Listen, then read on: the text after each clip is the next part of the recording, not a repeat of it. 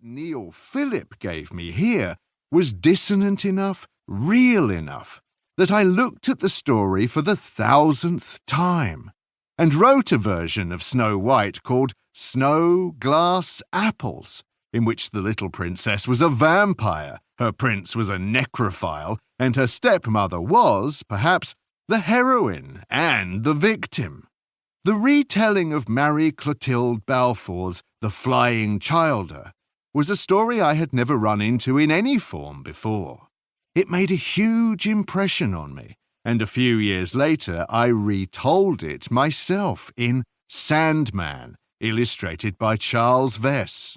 It felt alive in ways that I appreciated, a story shape I hadn't encountered, a story of murder and revenge, of a betrayed woman, of children who flew away. It was a strange, dark story, and it delighted me. The way that Lucy Clifford's written, literary story, The New Mother, transmuted into the orally collected story The Pear Drum, fascinated me and reminded me that every story starts somewhere and starts with someone making it up. Here was Dickens' hilarious take on Bluebeard, Captain Murderer, alongside the haunting tale of The Story of Mr. Fox, another story I would one day retell. Neil Phillip has researched assiduously and spread his net wide to create this collection. He had unearthed tales from all across England, stories that resonated, stories that were more than a fossil record of what was left behind, but were a triumphant collection of stories that showed what English stories were. And that was something much more interesting than localized jokes in pantomimes. His commentaries on the stories were enlightening. This is an important collection, and I was thrilled to learn that it would be available once again. But it's better than just an important book.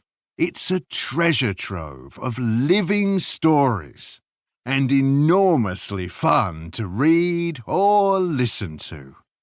Enjoy. Neil Gaiman. Introduction to the 2022 Watkins edition. The English folktale has entwined itself into English literature. From Chaucer and the Gawain poet to George Peele, William Shakespeare, John Clare, Charles Dickens, and Thomas Hardy.